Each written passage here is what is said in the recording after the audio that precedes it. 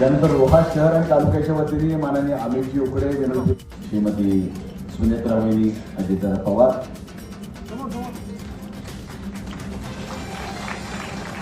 त्याचबरोबर या ठिकाणी महिला, त्याचबरोबर रायगड जिल्हा राष्ट्रवादी काँग्रेस पक्षाच्या वतीने सुनेत्रा वहिनीच्या ठिकाणी स्वागत केले जाणार आहे. माननीय सुधाकर सुधारे, हर्षदजी पाटील, हनुमानजी जगताप, सुभाजी केकाणे. आणि रोहा शहराच्या भविष्यासाठी एक नवीन सुरुवात करणार आहे. त्यामुळे सुरुवातीलाच आज ज्या ज्या कामांचं भूमिपूजन आपल्या सर्वांच्या साक्षीनं झालं असं मी जाहीर करते.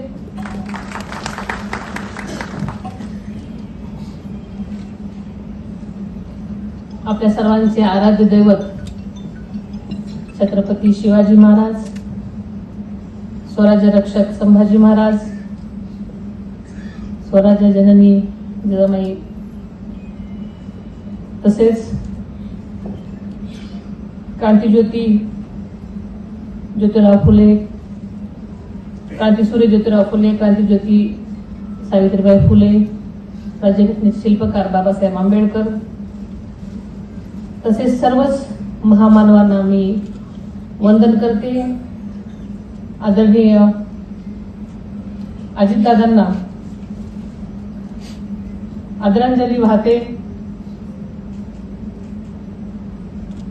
आज रोह्यामध्ये येण्याच्या पूर्वी तटकरे साहेबांनी मला या कार्यक्रमासाठी बोलवलं. त्यांचाही जेव्हा फोन आला तेव्हा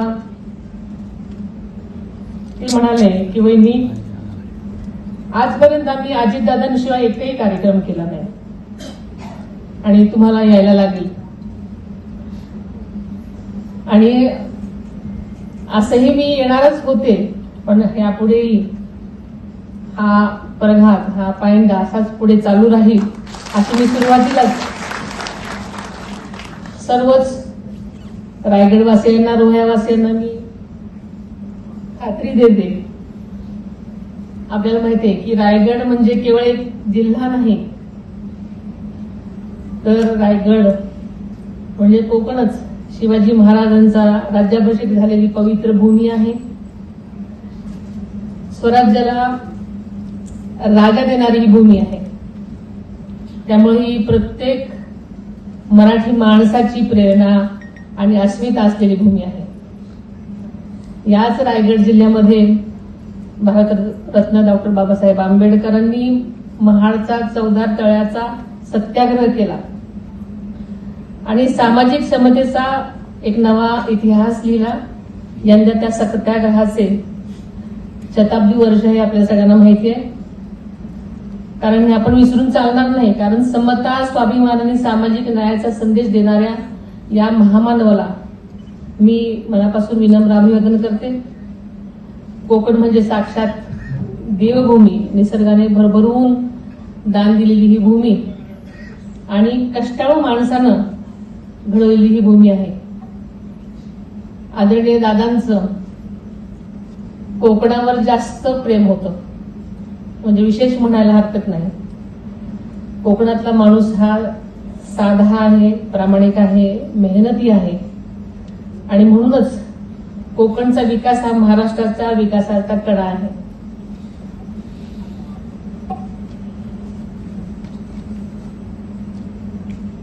राज्याच्या विकासाची कुठलीही चर्चा निघाली की आदरणीय दादा नेहमीच कोकणाची बाजू घ्यायची. इथला शेतकरी, मच्छीमार बांधव, युवक युवती आणि कोकणी संस्कृती या साऱ्यांविषयी त्यांच्या मनात अपार जिव्हाळा होता आणि खरोखरच ते मनापासून होतं. कारण कोकणात कधी तटकरे साहेबांनी सांगितलं किंवा कुठल्याही लोकांनी सांगितलं तरी ते नेहमीच कोकणात यायला तयार असतात. त्यांचं निसर्गावर जास्त प्रेम असल्यामुळे कोकणावर आणि तिथल्या लोकांवर जास्ती प्रेम होतं. मी हे का सांगते, कारण मी त्यांची सहचारीने असल्यामुळे त्यांचं सगळं गोष्टी मला जास्ती माहिती आहे. कारण कोकणात सहलीला जरी यायचं म्हटलं किंवा कुठल्याही सिंधुदुर्गामध्ये यायचं असेल, रायगडमध्ये यायचं असेल, कुठल्याही ठिकाणी यायचं असेल तर त्यांचा पहिला प्रेफरन्स कोकण असायचा. म्हणजे आम्ही गोव्यालाही जायचो, पण कोकणात अजून जास्त त्यांना असं यावंसं वाटायचं, तिथली लोक त्यांना आवडायची.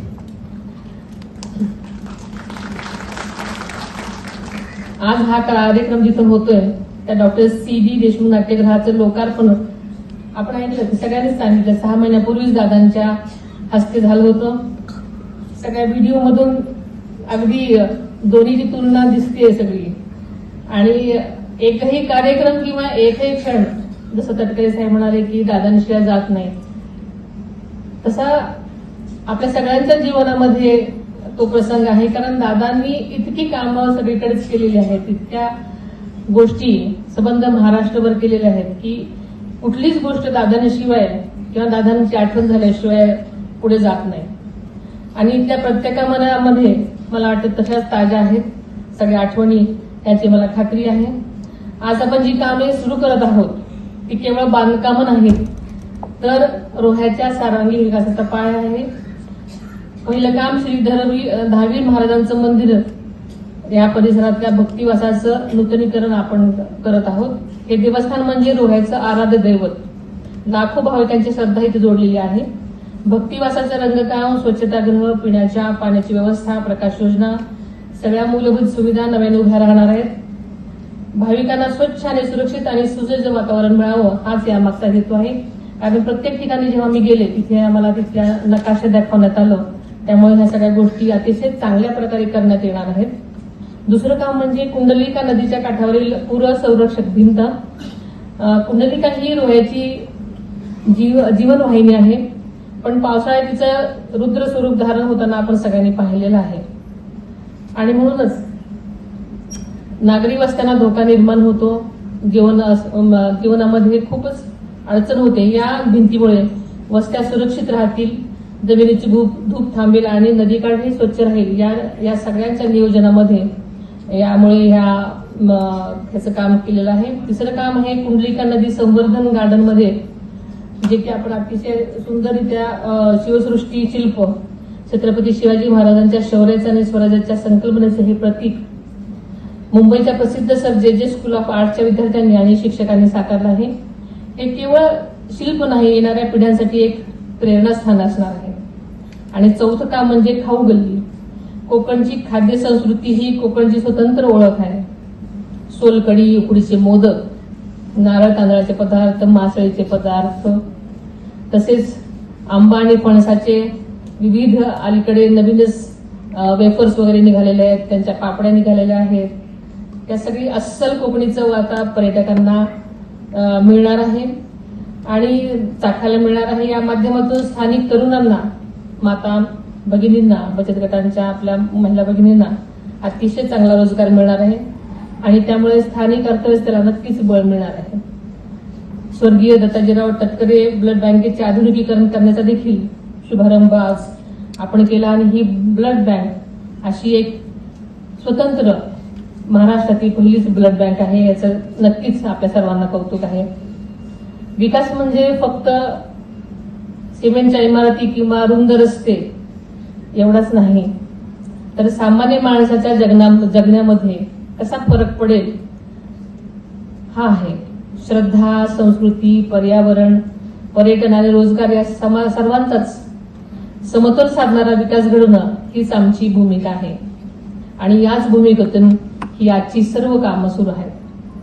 या कामांसाठी सातत्याने पाठपुरावा करणारे खासदार आपले सुनीलजी तटकरे साहेब, मंत्रिमंडळातील माझी सहकारी आणि इथली लोकप्रतिनिधी आमची आदिती, रोहा अष्टमी नगरपालिकेचे नगराध्यक्षाच आणि सर्व त्यांचे सहकारी, अधिकारी आणि कर्मचारी, या सर्वांचं मी मनापासून अभिनंदन करते. या निमित्ताने आदिती